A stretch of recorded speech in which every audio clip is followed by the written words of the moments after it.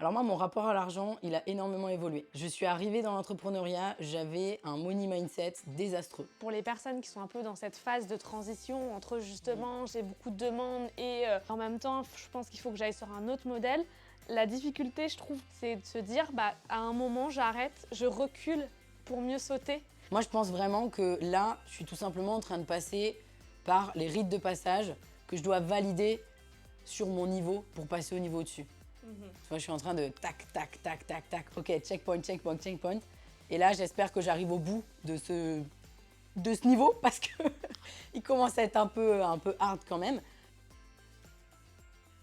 Salut Pauline, Salut Sonia. je suis hyper ravie de te recevoir aujourd'hui pour te cuisiner, te poser quelques questions. L'idée bien sûr c'est de partager toi ton expérience d'entrepreneuse, de pouvoir aussi inspirer d'autres femmes. Parce que vraiment, le principe même de cette émission, c'est de pouvoir justement aller donner des bonnes pratiques, des retours d'expérience à des femmes, soit qui sont déjà entrepreneuses, soit qui ont envie de se lancer. Donc, est-ce que tu peux déjà te présenter un petit peu Je vais quand même faire un spoiler, c'est qu'on se connaît, Pauline. Ouais. J'ai eu la chance de suivre ton accompagnement donc sur le 3-6, un accompagnement business. On aura l'occasion d'en reparler pendant notre échange, mais je te laisse te présenter. Bah, déjà, merci beaucoup Sonia de m'accueillir. Ça me fait hyper plaisir d'être là aujourd'hui avec toi. Alors moi, c'est Pauline Sarda et j'accompagne les entrepreneurs à se développer à travers 3 grands piliers, le marketing, le commercial et la structuration, mais avec un petit joker quand même beaucoup plus développé, on va dire, sur la partie développement commercial. Et ça se passe à travers 2 accompagnements principalement. On a un accompagnement pour les débutants et puis un accompagnement pour les plus avancés, donc celui que tu connais. Celui que je connais et que j'ai suivi. Qu'est-ce qui t'a amené à entreprendre? Ce qui m'a amené à entreprendre, au départ, c'est vraiment que j'étais juste pas dans le bon bocal en tant que salariée, en vrai. Je me suis quand même fait virer 3 fois. Donc, au bout de la 3e fois, je me suis dit: «Bon, on va peut-être se poser la question du problème qui se pose», on va dire. Et donc, je me suis dit aussi que dans le salariat, quelque part, au-delà du fait que je me faisais virer, voilà, le truc, c'est que je sentais que j'avais un plafond de verre. C'est-à-dire que même si je pouvais faire tout ce qui était en mon possible, je sais qu'il y a un moment donné où j'aurais tapé en haut, quoi. Voilà. Et donc, du coup, je me suis dit, finalement, si je deviens entrepreneur, j'ai pas de plafond de verre. Et le seul plafond de verre, c'est moi. Donc, du coup, j'ai dit, bon, let's go. Et quand tu parles de plafond de verre, c'est plafond de verre en termes de quoi? D'évolution, d'argent? Qu'est-ce que tu mets derrière le plafond de verre? Ouais, évolution, revenu. Ok. Ouais, au bout d'un moment, pour moi, quand t'es salarié, je dirais que quand t'es entrepreneur, t'as au moins 80%, tu vas pouvoir avoir la main dessus. Quand t'es salarié, t'as quand même la main. Ce serait faux de dire que non, parce que quand même, t'as plein de possibilités.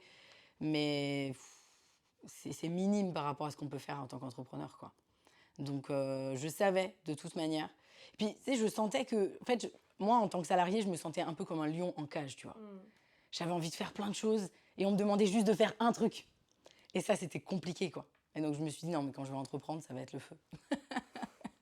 En fait, quelque part, t'as entrepris pour te libérer. Ouais. Ouais, au départ, oui. Après, il y a plein de choses qui... Il y a d'autres feux, on va dire, qui viennent se réveiller. Mais ouais, c'est ça. Ok. On peut peut-être aborder la question de l'argent parce qu'on en vient, tu vois, la plafond de verre, tout ça, c'est lié. Moi, je le vois avec mes clientes, j'ai beaucoup de clientes femmes. C'est un sujet qui est hyper bloquant. Et notamment le sujet de l'investissement, parce qu'en fait, quand on entreprend, il faut être capable d'avoir cette âme d'investisseur. Parce que faire monter ta boîte, tu le sais mieux que moi, c'est être capable à un moment donné d'investir, de mettre des billes, de mettre de l'argent, de dépenser. Mais en fait, c'est pas une dépense, c'est un investissement. Comprendre que la dépense devient un investissement. C'est ça. Est-ce que justement, voilà, est-ce que tu peux nous partager un peu ton point de vue sur ça, sur ton rapport aussi à l'argent? Alors moi, mon rapport à l'argent, il a énormément évolué. Je suis arrivée dans l'entrepreneuriat, j'avais un money mindset désastreux. Vraiment désastreux. C'est-à-dire que, et d'ailleurs j'en parle sur l'un de mes podcasts, où j'ai commencé à coffrer, jusqu'à me retrouver à une trésor à plus 6 chiffres, en mode, voilà, j'ai plein de mois devant moi, si jamais j'appuie sur le bouton stop, tout va bien. Mais malgré ça, j'étais mal à l'aise en fait avec le fait d'investir, enfin faire des gros investissements. Mm. Et donc c'est là où je me suis dit, waouh, ok, il y a un problème, Pauline. En fait, j'avais fait ça au départ pour pallier à mon insécurité. Et en réalité, je me suis rendu compte que malgré ça, j'étais quand même en insécurité. Donc je suis passée par, voilà, j'ai travaillé pas mal sur mon money mindset et j'ai commencé à investir vraiment dans ma boîte assez tardivement quand même. Ok. Je dirais au bout de... J'ai commencé fin 2018, mais vraiment toute fin 2018. Enfin, j'ai commencé à entreprendre et j'ai commencé à vraiment investir 2021, début 2021. Ok. Donc ça ne veut pas dire que j'ai pas fait d'investissement. C'est juste que j'ai pas fait des gros investissements avant ça. Et donc, moi, je pense qu'effectivement, il y a... Et je m'en suis rendu compte, moi, quand je suis passée par là, mais il y a tellement de gens qui passent à côté de choses juste à côté de l'argent. Et en fait, l'argent, c'est beaucoup plus que juste... Enfin, c'est beaucoup plus que juste de l'argent. C'est pas que de l'argent, justement. Et aujourd'hui, effectivement, il y a beaucoup d'entrepreneurs qui passent à côté. Ou parce que, par exemple, j'ai une pote entrepreneur dans mon mastermind qui, elle, c'est totalement l'inverse de moi. C'est-à-dire qu'elle, dès qu'elle a du cash, elle se dit, faut que je l'investisse, faut que je l'investisse, faut que je l'investisse. Ouais. C'est ça. Ouais. Et du coup, mutuellement, on s'accompagne là-dessus. Parce que moi, il faudrait que je prenne un petit peu d'elle. Bah oui. Et elle, il faudrait qu'elle prenne un petit peu de moi. Parce que du coup, bah, elle n'a pas d'économie, quoi, en fait. Elle n'a pas d'économie, etc.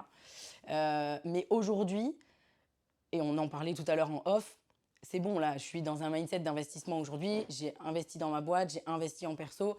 Et je commence à beaucoup plus investir. Mais effectivement, il y a beaucoup d'entrepreneurs, beaucoup de gens qui passent à côté de choses en fonction de comment ils voient l'argent. Mais aussi, parce que là, j'ai parlé de façon de le dépenser, mais il y a aussi façon de le voir. Il y en a tellement qui pensent que c'est mal. Moi, par contre, j'ai jamais fait partie, tu vois, des gens qui ont pensé que l'argent, c'était Ouais. C'est pas bien. c'était pas bien Ouais. et tout.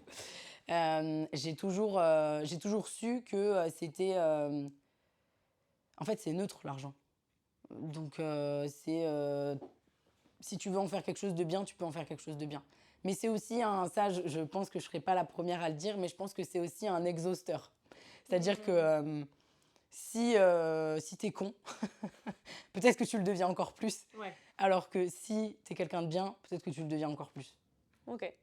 Ça met en lumière certaines caractéristiques. Ouais, C'est ça. je pense, c'est ça exactement. Mais bon, quand on arrive aussi à un certain niveau où l'argent commence vraiment à être à l'aise, quoi, on va dire. Ok, cool. Quel a été justement ton premier investissement? Tu dis que tu t'es lancé sur un premier investissement. C'était quoi exactement? Alors, comme je l'ai dit, j'avais déjà investi, mais honnêtement, quand je dis des petites sommes, j'avais investi, je sais pas, des 2000 € par-ci, des 2000 € par-là. Alors attention, je sais qu'il y a des gens peut-être qui vont nous regarder, qui vont dire, mais 2000 € c'est énorme. Évidemment, ça dépend de ce que ça veut dire pour chacun d'entre nous. Mais le premier gros investissement que j'ai fait, c'est dans un mastermind, et c'était 25 000 €. Ok. Donc, en fait, je suis passée du 2000 à 25 000. Voilà, j'ai pas de... Mais j'avoue que quand j'ai fait cet investissement-là, déjà, j'ai jamais pris une décision aussi rapide pour un investissement aussi important, finalement. Mais je sentais que c'est ce dont j'avais besoin. Et puis je me suis dit, bon, bah, dans tous les cas, si tu veux voir grand, il faut que tes investissements ils soient aussi alignés avec ça. Et donc, clairement, ouais, j'ai pas bien dormi pendant 15 jours. Ce serait faux de dire. Mais pourtant, encore une fois, j'avais plus 104 trésors, ça allait. Enfin, voilà. Tranquille, hein, les 25 000, ils me mettaient pas du tout à mal et tout, quoi. Mais quand même. Mais c'est cette culture de il faut coffrer, il faut avoir, il faut faire un peu la fourmi. Au cas où quoi. Au cas où quoi. C'est ça.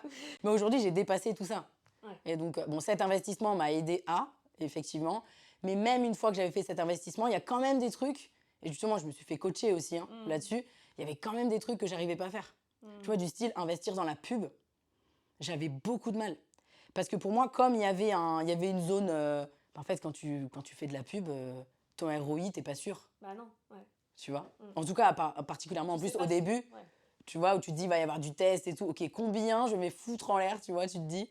Et donc, il faut être ok avec le fait, ok, je vais peut-être perdre 10 000 balles, mais il faut être ok avec ça. Il faut être ok, ouais. Et donc, même à ce moment-là, malgré le fait que j'avais, tu vois, déjà investi 25 000 €, par exemple, la pub, ça a été un effort pour moi. Aujourd'hui, c'est normal. Mais c'est toujours ça, hein. De toute façon, c'est un muscle, hein. On prend des décisions, puis au bout d'un moment, on se dit, bon, dans tous les cas, c'est pas grand-chose au final. Et par rapport aussi à ce que ça va donner, quoi. Yes. Mm. Du coup, on parlait d'investissement, mais moi j'aimerais bien parler aussi d'un investissement que j'ai fait, c'est-à-dire ton accompagnement. Et c'est vrai que moi, au moment où je me suis lancée sur le 3-6, l'investissement que ça représentait était quand même important. Néanmoins, je me suis dit, je le fais, et en fait, ça résonne vachement ce que tu dis, parce qu'au moment où j'ai passé le pas, et je me suis dit, bah, en vrai, j'y vais, j'ai besoin de ça, et il y avait aussi une part d'intuition, je pense, au moment où j'ai fait ce choix, aussi une part du fait que je le sentais bien avec toi, que j'avais consommé pas mal de contenu aussi que tu partages, et c'est toujours hyper intéressant. Et du coup, bah voilà, je me suis lancée, je l'ai fait, et clairement, en fait, ça résonne trop ce que tu dis par rapport au mastermind sur lequel tu avais investi. En fait, moi, c'est vraiment ça. C'est-à-dire que le 3-6, pour moi, ça a décuplé beaucoup de choses. Donc, évidemment, déjà mon chiffre d'affaires, mais pas que. Aussi, moi, ma volonté. Et je trouve qu'une des forces que tu as, c'est de réussir à transmettre aux autres l'envie de passer à l'action et de faire les choses jusqu'au bout. Et ça, franchement, c'est pas commun. Je ne l'ai pas trouvé chez beaucoup de coachs. Bon, je ne me suis pas fait coacher 1000 fois non plus, mais je vois d'autres façons de faire. Enfin, c'est pas pour critiquer du tout, hein, mais juste, en tout cas, toi, ta force, je trouve que c'est vraiment d'amener les gens à passer à l'action et à se mettre en mouvement. Et en fait, à y aller, mais pas un peu, à y aller beaucoup. Et d'où ça te vient, ce truc de faire les choses fois 1000, en fait? D'où ça te vient? Alors c'est marrant parce que donc là on se voit et j'ai fait une conférence hier et c'est également ce qui est ressorti, voilà, les gens qui sont venus me voir après qui m'ont dit waouh, t'envoies quoi, tu vois. Et je pense que ça me vient de en fait j'ai eu un déclic à un moment de ma vie, euh, justement avant d'entreprendre, et c'est là où je me suis rendu compte que j'avais un pouvoir, tu vois. Et j'avais un pouvoir sur ma vie, qu'il fallait que j'arrête de me regarder, de regarder ma vie en fait de l'extérieur, et qu'il fallait que je prenne mon pouvoir d'action vraiment entre mes mains, parce que j'en avais un et j'en ai un et tout le monde en a un. Et aujourd'hui, ce qui me porte tous les jours, c'est-à-dire qu'aujourd'hui, Step 22, ce qu'on fait, les entrepreneurs qu'on accompagne, c'est un vaisseau parmi d'autres. C'est-à-dire que c'est vraiment... Et c'est pour ça que ça me fait hyper plaisir que tu me le dises, parce que mon feu sacré, c'est faire que les gens qu'on accompagne passent à l'action. Tu vois, c'est un truc, c'est mon feu sacré, c'est ce qui me fait me lever tous les jours. Donc déjà, merci pour ça, parce que ça veut dire que je suis plutôt... je réussis ma mission, en tout cas, en partie. Ce qui me vient, je pense que c'est un petit peu comme beaucoup de gens, c'est les déceptions de la vie qui ont fait qui se sont accumulées. J'ai eu beaucoup d'échecs, en fait, jusqu'à ce que j'entreprenne, jusqu'à ce que je sois dans le bon bocal, en fait, finalement. Alors, ça ne veut pas dire que j'ai pas eu d'échecs dans l'entrepreneuriat. Évidemment, on essaye plein de choses et on réussit pas tout. Mais en tout cas, j'ai beaucoup moins d'échecs aujourd'hui en tant qu'entrepreneur que je n'ai eu d'échecs auparavant. Et donc, je pense que cette force-là, elle me vient de quand j'ai eu ce fameux gros déclic dans ma vie, j'ai commencé petit à petit à prendre mon pouvoir d'action entre mes mains, tu vois, au fur et à mesure. Et je me suis rendu compte de tout ce que j'étais capable de faire. Et je me suis dit, mais c'est incroyable si je peux transmettre ça, quoi. Si les gens, ils peuvent faire pareil, tu vois. Donc, c'est quelque chose qui ne s'explique pas, mais effectivement, je pense qu'au fond du fond, ça me fait du mal, en fait, quand je vois des gens qui passent pas à l'action, qui passent à côté de quelque chose parce qu'ils bougent pas. Et je sais que ça peut paraître un peu bullshit, ce que je dis, mais c'est sincère. Ça me fait mal au cœur, en fait. C'est comme... je parlais tout à l'heure de l'une de nos offres, donc qui s'appelle Dynamite 45, qui est pour les entrepreneurs qui démarrent ou en tout cas qui ont du mal à décoller. Et cette offre-là, elle est née de ce truc qui me faisait mal, en fait, de voir les entrepreneurs galérer parce que la terre entière leur dit il faut créer du contenu et puis il faut attendre. Ça, c'est l'enfer. On peut le dire là une bonne fois pour toutes, On qu'on peut le ne peut dire. pas juste créer du Non, on contenu. peut pas juste créer du contenu et attendre que les clients C'est arrivent. ça. Et en fait, ça, tu vois, c'est né de ça. Et je me suis dit, non, c'est pas possible, en fait. Je peux pas, il faut que je sorte un truc pour que les entrepreneurs aient des résultats en 2 mois, quoi. Et pas en 2 ans. C'est pas possible, tu vois. Et ça, je trouve que c'est aussi quelque chose, parmi toutes les choses que j'ai retirées du 3-6, l'accompagnement de groupe, le fait de rencontrer des entrepreneurs du même niveau, avec qui on s'entraide et tout, il y a aussi tout cet aspect, en fait, moi, où j'ai énormément appris sur le côté prospection et vente, parce que moi, je faisais partie de ces gens-là avant, qui se disaient, bah, je vais écrire des posts LinkedIn tous les jours, pendant 6 mois, et puis un jour, tous les clients viendront à moi, et puis c'est tout, quoi, voilà. Non, hein, disons-le. Et j'ai vraiment appris des notions de base de vente, de prospection, tu vois, tout simplement constituer un CRM, en fait, voilà, tu vois, genre juste une base, quoi, faire un suivi.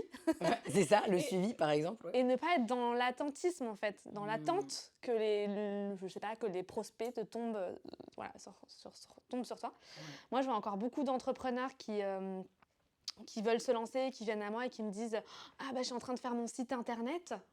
Bon, voilà, je sais aussi que c'est... Est-ce qu'on peut partager, tu vois, justement, à ces personnes-là quelques éléments pour leur dire, bah non, mais faites les choses dans l'ordre et sûrement pas par commencer une page internet. C'est ça. En fait, je préfère préciser, j'ai rien contre les graphistes, j'ai rien contre les web designers. Tout ça, ce sont des métiers qui sont absolument utiles. Mais c'est juste que je pense que quand on démarre, franchement, le plus important, c'est de faire du business. Parce que si tu lances un business, il me semble qu'au départ, c'est pour déjà commencer par manger et ensuite gagner plus, gagner en liberté, etc. etc. Et pour moi, les 3 seules choses qui sont importantes quand on démarre, c'est de se confronter à son marché, vérifier qu'il y a bien un marché. Mais quand je dis se confronter à son marché, c'est pas juste faire un petit formulaire comme ça. Non, non, non. Aller parler aux gens, en fait. Parlez-leur. Évidemment, ça demande un peu de... Voilà, il faut oser, il faut être dans l'action. Ça, c'est clair. Mais c'est aussi pour ça que j'ai créé Dynamite 45, par exemple. Donc, il faut se confronter à son marché, vérifier qu'il existe, parce que déjà, on gagne un temps de dingue. Construire son offre par rapport à ça. Et à partir de ça, aller chercher des clients. Et quand je dis aller chercher des clients, on peut aussi aller les chercher dans la démarche d'études terrain, en fait, tout simplement. L'étude terrain, c'est un tremplin. Tout à fait. Et donc, pour moi, ça permet, clairement, en 2 mois, tu as des clients. Franchement, hein. Et c'est pas du bullshit, c'est pas... Non, en 2 mois, si tu fais ça, tu as des clients. Après, tu auras tout le temps que tu veux pour faire ton site. C'est ça, ton logo. Pour faire ton logo, pour faire tout ce que tu veux. Moi, typiquement, j'ai commencé donc fin 2018. Pendant 7 mois, j'avais pas de site web. J'avais juste un profil LinkedIn. That's it. Et j'ai fait du business sans site web. J'ai réussi à avoir des super résultats, en fait. Et non, j'ai pas juste eu des super résultats parce que soi-disant, j'ai un don, machin. Non. Mais non, mais je précise parce que il y a beaucoup de gens sinon qui disent oui, mais toi, c'est pas pareil. Non, non, c'est possible pour tout le monde. Voilà, c'est important de le préciser, quoi. Tu parlais tout à l'heure des moments de réussite quand on entreprend, des échecs. Je sais que tu as parlé pas mal ces derniers temps sur les réseaux sociaux du fait que tu avais une année compliquée, que c'était pas forcément facile pour toi en ce moment.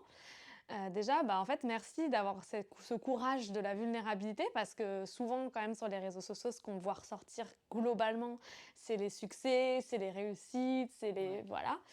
Est-ce que tu peux nous parler un petit peu de cette période et comment tu la vis et qu'est-ce que t'en apprends aussi ? Alors, c'est clair que cette année, elle est hyper challengeante. Je pense aussi, en tout cas, je vais répondre tout de suite sur le fait comment je vois les choses. Moi, je pense vraiment que là, je suis tout simplement en train de passer par les rites de passage que je dois valider sur mon niveau pour passer au niveau au-dessus. Tu vois, je suis en train de tac, tac, tac, tac, tac. OK, checkpoint, checkpoint, checkpoint. Et là, j'espère que j'arrive au bout de ce niveau parce qu'il commence à être un peu hard quand même. Donc vraiment, je pense que c'est tout simplement que je suis en train de passer par les étapes qui vont me permettre de grandir et qui vont me permettre de passer au niveau que vers lequel j'ai envie d'aller, même si c'est dur. C'est quoi les étapes ? On a envie de savoir. Les étapes, c'est faire une erreur de recrutement qui te coûte une blinde, 30 000 balles. Voilà. Voilà, c'est le jeu. C'est aussi avoir... Alors ça, c'est évidemment quelque chose qui est très propre finalement à moi pour le coup. Mais malheureusement, on a perdu un membre sur le 3-6. Donc voilà, quelqu'un d'ailleurs que beaucoup de gens connaissaient sur les réseaux sociaux. Donc là, ça a été extrêmement challengeant. Pourquoi ? Parce que c'est arrivé déjà quand j'étais en séminaire mastermind, donc bon, pas la grosse ambiance à ce moment-là. 2 jours après, on devait relancer le 3-6, en sachant que cette personne était sur le 3-6 aussi. Et du coup, je me suis vraiment posé une question autant d'éthique que moi, comment je me sentais, parce que clairement, moi aussi, ça a été difficile à encaisser, parce qu'en fait, on est juste des humains, c'est tout. Et aussi parce que je connaissais cette personne bien avant qu'elle intègre le 3-6 en tant que membre. Et donc, j'ai été touchée moi aussi personnellement. Donc, j'ai dû gérer un lancement dans des conditions atroces, en fait, émotionnelles. Autant émotionnel moi, autant émotionnel l'équipe, autant émotionnel les membres, que autant émotionnel pour l'audience. Parce que l'audience aussi, en partie, connaissait cette personne. Donc ça a été extrêmement compliqué. Donc j'ai dû gérer les membres qui étaient down, en fait, complet. Parce qu'on est dans un coaching business, on est censé avancer et on vient de perdre quelqu'un. Donc en fait, on n'a peut-être pas trop envie à ce moment-là. Donc j'ai déployé une amie psychologue d'ailleurs pour ça, parce que clairement moi j'étais pas armée, ne serait-ce que moi en tant qu'humain, mais j'étais pas armée non plus pour gérer ça. Donc j'ai dû déployer pas mal de choses sur le programme. Bref, ça a été pas mal challengeant. Je suis passée aussi beaucoup par les rites de passage du management. C'est-à-dire que moi, j'ai vraiment une vision du management où je la fais à l'inverse de ce que moi j'ai connu. Quelque part, à chaque fois que je prends une décision, à chaque fois que je fais quelque chose, je me dis comment moi j'aurais aimé qu'on m'écoute, etc. Donc j'ai vraiment très très très très envie dans ma vision du management de construire une équipe où il n'y a pas de gens qui sont au-dessus, de machin, un peu plus voilà, une vision horizontale. Et quand même, il y a quand même pas mal de challenges dans cette vision du management et je le vois beaucoup, je lis beaucoup de choses sur LinkedIn là-dessus, je me renseigne pas mal et du coup ça amène des nouveaux challenges parce que c'est une autre manière de penser, de faire les choses. Mais j'apprends au fur et à mesure, on améliore nos process. Par exemple, je parlais du recrutement tout à l'heure, le recrutement, ça nous a obligés en fait à poser un process de recrutement beaucoup plus fiable. Parce que, par exemple, typiquement, l'erreur que j'ai faite, c'est que c'était pour un remplacement congé maternité. Et en fait, je me suis dit, bon, cette personne, elle coche pas toutes les cases, mais c'est pas grave, c'est juste pour 4 mois. Comment te dire que Pauline, il faut jamais faire cette erreur-là, surtout que c'était sur un poste de gestion de projet vraiment transverse. Et donc, en fait, ça a entraîné le bordel partout, quoi, dans l'organisation, dans les rétro-plannings, dans les lancements. On a eu du coup un impact aussi sur les résultats commerciaux. Enfin bon, bref, gros impact quand même. Donc voilà, c'est un petit peu tout ça. C'est aussi des déceptions. Voilà, je devais faire un TEDx. J'ai beaucoup travaillé. J'ai été suivie par mon coach TEDx, etc. Et puis au final, on me dit bah non, c'est annulé. Ok, bon voilà, il y a pas mal de claques dans la tête, mais je pense que c'est aussi pour m'aider à lâcher prise. Parce que, et ça m'aide à lâcher prise. C'est-à-dire que là, j'en ai tellement pris cette année que, quelque part, tout est moins grave. Tu vois ? Tout est plus facile finalement à appréhender. C'est exactement ça. Et donc je me dis, mais wow, quel cadeau, tu vois ? Quel cadeau, parce que, vu l'ambition que j'ai, il va forcément falloir que j'encaisse encore plus et que je passe par là. Donc du coup, voilà, je suis en train de cocher un petit peu toutes les cases du niveau et du passage, exactement. Si on parle un peu de santé mentale, il y a le sujet des réseaux, il y a le sujet de s'exposer et il y a le sujet de surconsommer aussi les réseaux sociaux et jusqu'à en être épuisé. Comment toi, tu appréhendes ça justement ? Quelle est ta consommation des réseaux ? Est-ce que tu arrives à couper ? Moi, personnellement, c'est quelque chose qui est très difficile pour moi. Tu vois, alors je travaille dessus, vraiment, je fais des efforts, mais je sais qu'avant les vacances, limite, j'étais en... Je sais pas, j'ai une espèce de dégoût quoi, des réseaux, de rejet total parce que c'était trop... En fait, après, t'es amené à te comparer, t'es amené à te poser des questions, à te remettre en question tout le temps. C'est hyper dur, je trouve, le rapport qu'on a au réseau. C'est qu'à la fois, c'est indispensable quand même pour se développer. Après, il y a d'autres moyens commercialement de se développer, mais on est d'accord qu'aujourd'hui, c'est un canal qui est... Voilà. Et en même temps, réussir à prendre cette distance, tu vois. Comment tu fais ça justement? Est-ce que tu y arrives? Parce que c'est pas non plus linéaire. Ouais. Alors, oui, j'y arrive, Mmh. mais bien sûr, après, je suis comme tout le monde. Il y a des moments où j'y arrive pas. Ouais. Enfin voilà, Ouais. comme tout le monde. Moi, je pense qu'il faut surtout faut changer de lunettes, quoi. Mmh. C'est-à-dire que les réseaux sociaux, c'est aussi comment on les voit, c'est aussi comment on les consomme, et on peut changer notre manière de les consommer, quoi. Mmh. Sur la partie se comparer, etc., moi, c'est simple. Moi, je suis radicale là-dessus.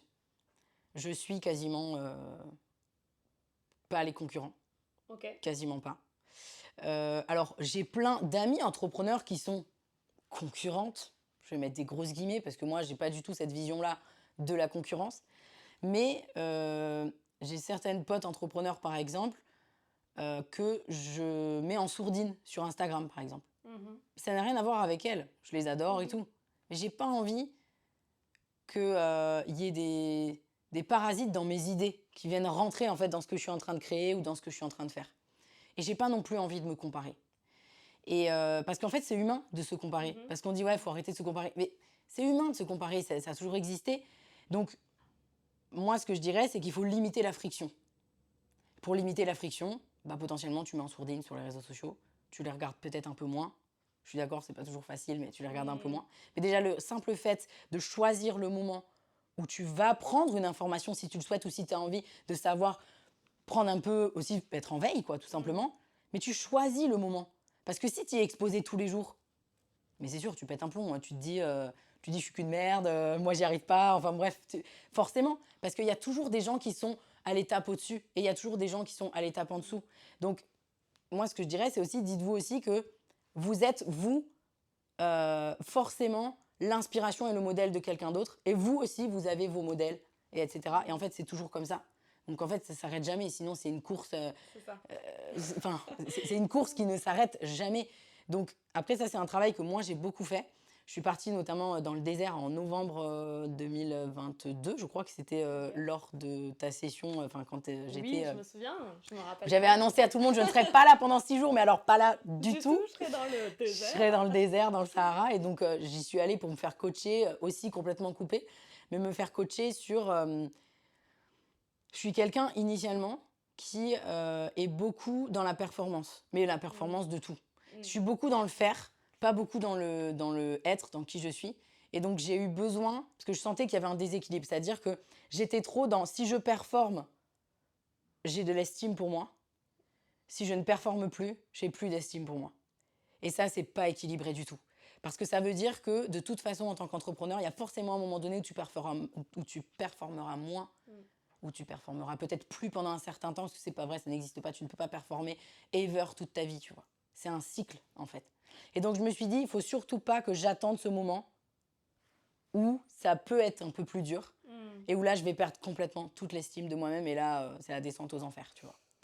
Surtout que j'ai un passif en plus, j'étais ado, j'étais boulémique, suicidaire, tu vois. J'ai un passif aussi avec la santé mentale qui est un peu touchy.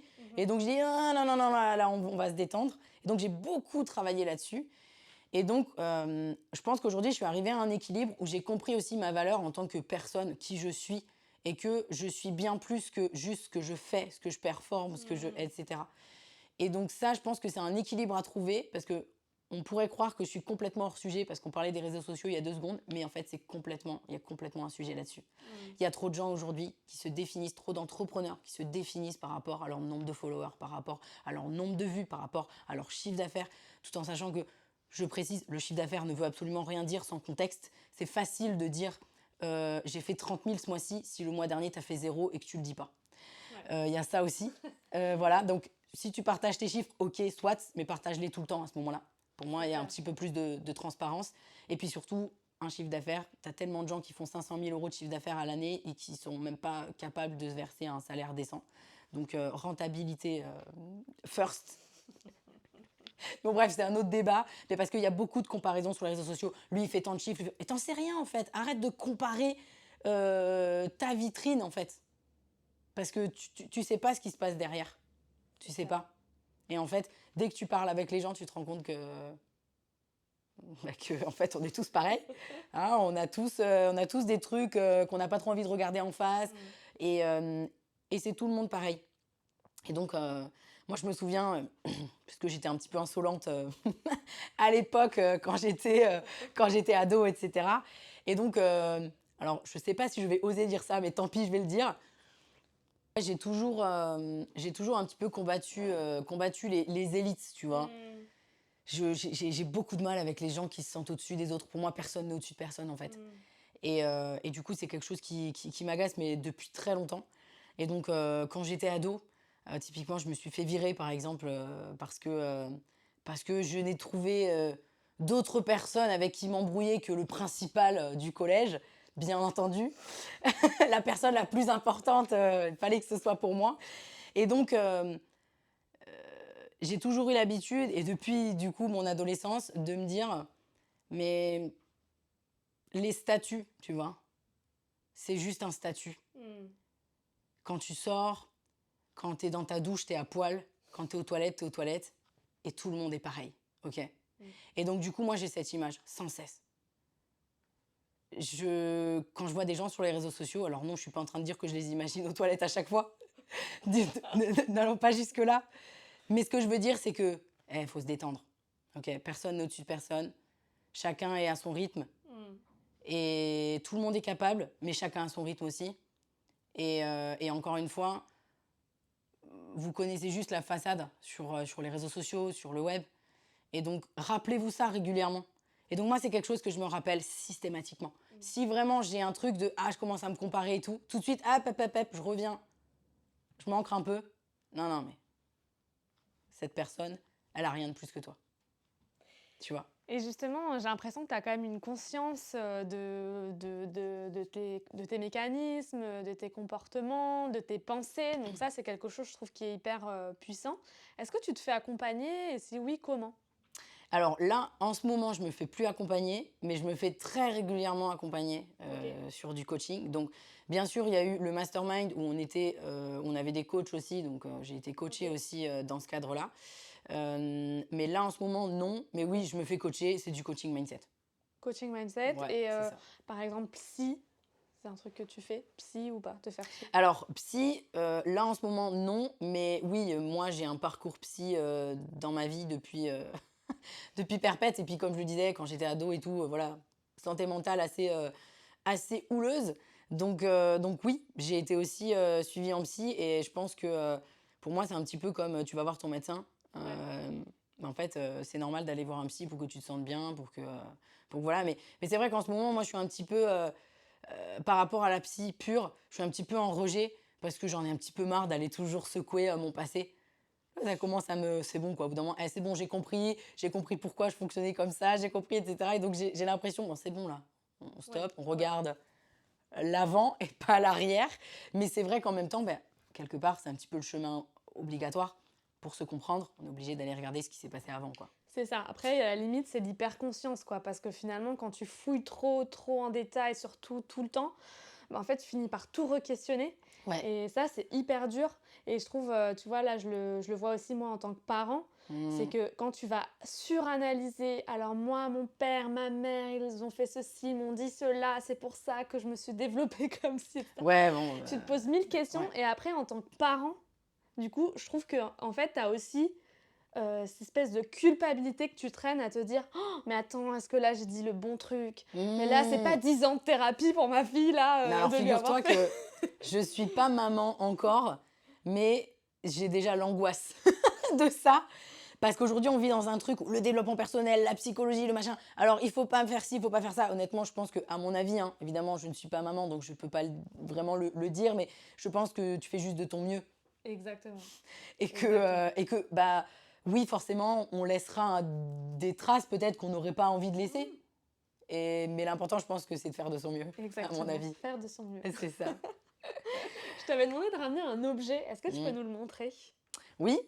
Alors, cet objet, c'est mes bandes de boxe. Bon, alors j'en ai pris qu'une sur deux, hein, parce que je suis en voyage à Paris, donc du coup, j'avais pas la place pour mes gants, sinon j'aurais pris mes gants. Peut-être que tu veux savoir ce que ça représente, j'imagine. Oui. Donc ça représente un petit peu déjà mon addiction au sport. Typiquement, il faut pas être dans le coin quand je peux pas faire ma session de sport, parce que voilà, c'est hyper important pour moi.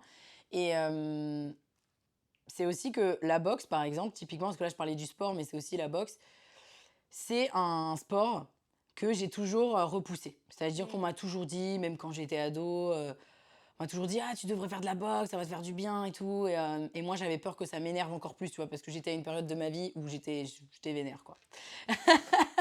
Bah, écoute, voilà, on a tous nos périodes et moi, j'étais vénère à ce moment-là de ma vie. Enfin, j'avais pas travaillé sur ma colère, j'avais pas travaillé sur tout ça. J'étais encore en plein dedans, quoi. Et du coup, j'avais peur vraiment que ça vienne amplifier. Je me suis dit: «Oh là là, non, non, surtout pas, je vais pas faire de la boxe sinon, voilà». Et donc je pense que c'est arrivé, au bon moment dans ma vie. En fait, c'était en 2020, donc pendant les confinements. Ouais. Et bon, bah, voilà, les salles de sport ont fermé. Alors moi, j'étais malheureuse complet parce que, bah, voilà, la salle, c'était, l'endroit, où je passais, beaucoup de temps, après le travail. Et en fait, j'ai commencé à prendre un coach, individuel à ce moment-là. Parce que OK. j'ai dit: «En fait, ouais, vous êtes bien gentil avec le covid, mais moi, j'ai besoin de sport et du coup, je vais prendre un coach indiv». Donc j'ai commencé à prendre, du coaching individuel à ce moment-là et il s'avère que c'était un coach de boxe. Donc au départ, il me faisait faire, des trucs de base, pas trop boxe. Mmh. Puis un jour, je lui ai dit: «Vas-y, la prochaine fois, prochaine session, tu me fais faire, de la boxe». Et ça a commencé comme ça. Donc OK. ça a commencé par la boxe anglaise et puis après la boxe thaï. Donc aujourd'hui, c'est de la boxe thaï. Et, et la boxe aujourd'hui, ça m'aide à canaliser. Au contraire, pas m'énerver plus, mais à canaliser. Et surtout, ça m'aide, le sport, hein, de manière générale. Mmh. Ça m'aide tellement en tant qu'entrepreneur. Je... tu prends confiance en toi. Mmh. Euh, T'es mieux dans ton corps. Mais je dis pas forcément le regard que t'as sur ton corps, mais t'es mieux dans ton corps, tu te sens bien. Euh, Ça entraîne ton mental. Ça te fait aller au-delà de tes limites. Enfin, c'est extraordinaire, le sport. En fait, c'est une métaphore de l'entrepreneuriat carrément, je Ouais, trouve. exactement. Vraiment. C'est exactement ça. Et je compte pas le nombre de fois où j'aurais envie de dire à nos clients, va faire du sport. Peut-être que tu peux l'intégrer dans Ouais, le c'est 3. ça. Et tu dis ça, mais là, pour ben voilà, des choses qui vont venir à l'avenir, là, à l'avenir, comme j'aimerais intégrer aussi peut-être un peu plus de présentiel, bah, c'est vraiment une question que je me pose d'intégrer aussi cette partie-là. Alors, évidemment, c'est pas moi, je suis pas coach de sport, mais travailler peut-être conjointement, parce que pour moi, ça fait pleinement partie aussi de ce passage à l'action, d'oser, c'est complémentaire. Mmh. Donc voilà. Ok, merci pour cet objet. Tu m'as partagé que tu avais pour idée de lancer une autre boîte. Est-ce que tu peux nous en dire un petit peu plus ou c'est encore secret ou peut-être que voilà, Alors, disons que c'est peut-être un peu tôt pour Ok. que je puisse en parler. Non pas, j'ai pas envie qu'on me pique mon idée ou je ne sais quoi, Ouais. enfin, rien à voir. Ouais. C'est juste que c'est en discussion parce que si ce projet voit le jour, je vais m'associer avec quelqu'un. Mhm. Donc, je suis en discussion avec cette personne génialissime. Je donne un indice que j'ai reçu sur mon podcast. Je vous dirai pas à quel moment. Ah, donc allez voir le podcast de Pauline pour C'est savoir. ça. Donc oui, de toute façon, moi, dans ma vision, j'ai toujours voulu potentiellement ou peut-être racheter des boîtes ou ouvrir d'autres choses Mhm. parce que je pense, comme je disais, que je suis dans le bon bocal. En tout cas, je suis dans l'un des bocals dans lequel je me sens le mieux. Ok. Et donc, je sais que j'ai d'autres projets. Mais là, on va dire que c'est aussi en réaction aux demandes que j'ai. Ok. Énormément. Donc voilà, je peux pas trop en dire plus. Mais j'aimerais beaucoup, en tout cas, que ça voit le jour. Et ça va aussi m'aider, tu vois, tous les rites de passage que j'ai passés cette année, ça va clairement m'aider si ce projet voit le jour. Top. Génial. Je sais que parmi les membres du 3-6 et dans tes clients, il y a beaucoup de gens qui demandent des rencontres en présentiel. Moi aussi, je le vois beaucoup dans mes clientes. Elles me disent, bah, en fait, on veut se retrouver en présentiel, etc. Ouais. Tu as aussi ce sentiment-là. Tu aurais envie de faire des choses autour de ça? Et si oui, quoi? Et aussi peut-être avoir l'avis des gens, du coup, qui nous regardent sur le fait, justement, de se retrouver en vrai. Mmh. Bah, tu le sais, sur le 3-6, on a une expérience présentielle et on nous demande de rajouter de l'expérience présentielle au 3-6. Oui, moi, j'ai toujours voulu, dans tous les cas, avoir du présentiel. Aussi parce que je pense que c'est un petit peu mon essence, en fait. Moi, je me sens bien en présentiel. Je me sens bien, bon alors c'est différent, mais je me sens bien sur une scène, je me sens bien en conférence, je me sens bien, et c'est l'endroit en fait où je me sens le mieux. Donc ce serait dommage aussi, sans parler du marché, de l'envie du marché. Déjà dans un premier temps, moi j'aime faire ça. Et c'est important, je le dis aussi, parce que je le dis pour moi, mais je le dis aussi pour toutes les personnes qui nous écoutent, centrez-vous sur ce que vous avez envie de faire, ce que vous kiffez, quoi. Faites pas le truc pour suivre le move, pour suivre le machin. C'est important de suivre le marché, évidemment, parce que c'est le nerf de la guerre quand on est entrepreneur. Mais c'est important aussi et surtout de faire ce que vous avez envie de faire. Donc oui, déjà, initialement, c'est quelque chose que j'ai toujours eu envie de faire, d'ajouter davantage. Mais oui, je pense qu'il y a beaucoup de demandes sur le présentiel. Maintenant, c'est sûr que c'est beaucoup d'organisation et je pense que c'est pas forcément... Enfin, ça dépend en même temps, mais c'est pas forcément à la portée de tous les entrepreneurs au départ. Je pense que, parce que mine de rien, ça engage des frais, il faut avoir... voilà, ça engage potentiellement une équipe qui organise l'event. Enfin voilà, il y a quand même pas mal de petits détails auxquels on pense pas. Mais oui, il y a beaucoup de demandes là-dessus. C'est quelque chose, moi, que j'avais pas forcément intégré à ma vision, mais peut-être qu'il y aura quelque chose de nouveau voilà, qui va arriver sur 2024 parce que c'est simple. Tous les membres du 3-6 qui terminent le 3-6 nous le demandent et ils nous disent, Pauline, tu sors ça, je signe. Exactement. Donc, à un moment donné, voilà, écoute ton marché et du coup, oui, je pense qu'il y a un marché et qu'en plus de ça, moi, j'ai envie de le faire, d'en ajouter plus. Tu parlais du fait de se connecter justement à ce qu'on veut vraiment, à sa vision. D'ailleurs, c'est le nom de ton podcast que je vous invite à l'écouter. Ça, c'est un truc, on nous le dit souvent, mais je trouve que de le faire vraiment, c'est quelque chose de dur. C'est difficile d'être vraiment centré, connecté et pas justement de se jeter, c'est un peu toutes les opportunités qui peuvent venir à nous. Et moi, la première, tu vois, des fois, voilà, tu vas avoir une opportunité, c'est attractif, c'est rémunérateur, tu te dis j'y vais, oh j'ai moyennement envie, mais quand même, voilà, ça va remplir la caisse, voilà, ça va remplir le frigo. Comment on dépasse ce truc-là, tu vois? Enfin, je dis pas que tu as forcément la réponse à ça, mais en tout cas, moi, le moyen que j'ai trouvé, c'est aussi de me faire accompagner, tu vois, de me faire coacher en individuel sur la partie émotionnelle, de pouvoir aller chercher au fond de moi, de me reconnecter à mon essence. Et je trouve que c'est un travail à la fois physique aussi, en fait, de prendre conscience de son corps, de ses émotions, de ses ressentis, de son intuition. Et voilà, j'avais vraiment envie de parler de ça, ne serait-ce que pour le transmettre à tous et à toutes. Ce côté où, voilà, quand tu le sens pas, en fait... Ouais, le fais pas, quoi. Le fais pas, tu vois. C'est ça. Mais des fois, c'est pas facile d'écouter... Des fois, on est enjoué par « Waouh, j'ai cette opportunité, c'est dingue et tout ». Mais t'as parlé de la vision, mais la première chose, déjà, c'est juste de manière très pragmatique de faire ce travail de vision. Franchement, il doit y avoir 10% des gens sur cette planète qui font le travail de vision, quoi. Et c'est trop dommage, parce que tant que vous savez pas où est-ce que vous voulez aller, forcément, vous allez faire les mauvais choix. Je vais mettre des guillemets. Donc déjà, la première chose, c'est juste de savoir ce que tu veux dans la vie. Qu'est-ce que t'aimes pas, où est-ce que tu as envie de vivre, dans quel environnement, avec quel type de personne.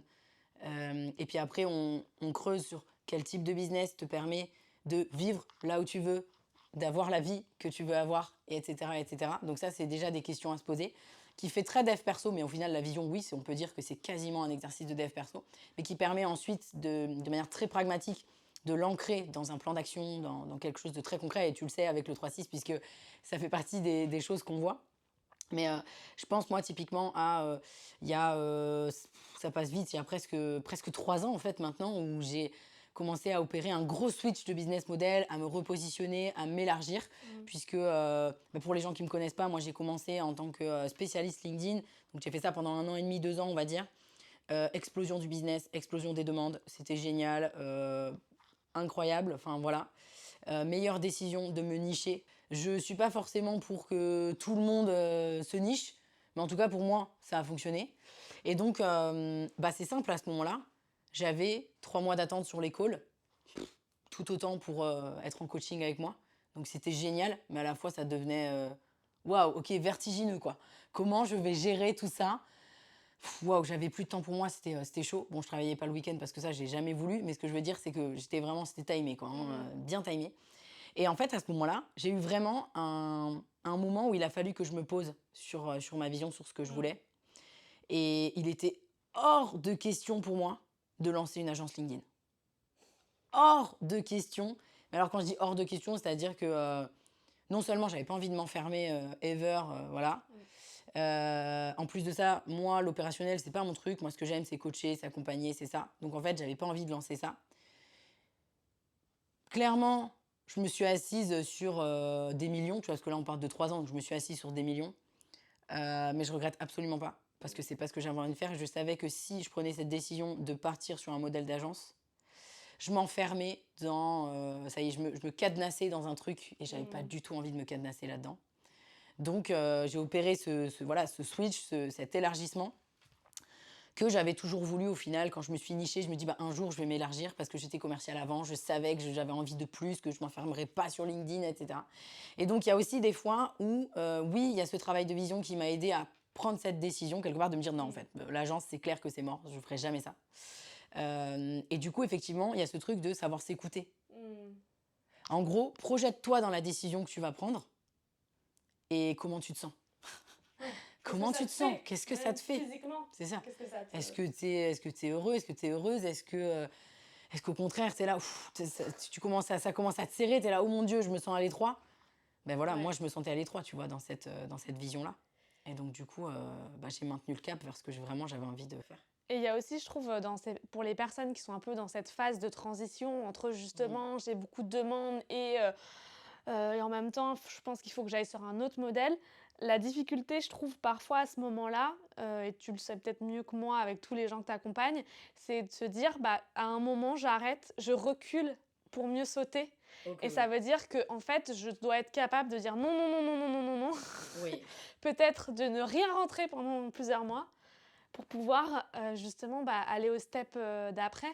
Et j'écoutais justement une interview de Laurine Bémer qui a fait le 3-6 donc, sur la même promo que moi. Et elle avait un peu cette réflexion-là de se dire, en fait, pendant plusieurs mois, j'ai rien fait quelque part pour me réinventer. Ça, c'est super dur.